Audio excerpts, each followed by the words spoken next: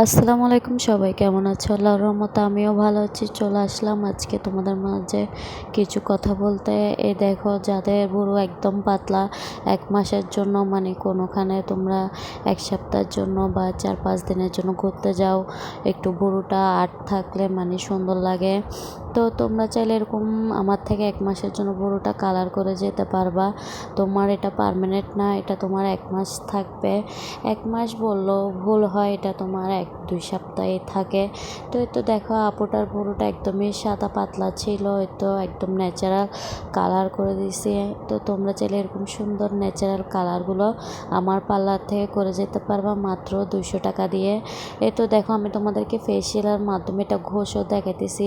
এটা কোনো প্রকার উঠবে না, এটা তোমরা 1-2 সপ্তাহ আট না করে 1-2 সপ্তাহ থাকতে পারবা। তো 1-2 সপ্তাহ পর থেকে এটা আবার আগের মতন হয়ে যাওয়া শুরু ক্যারি করতে পারো। এটা তোমার 1 মাস থাকবে। এই তো দেখো, একদম ন্যাচারাল ব্লু কালার।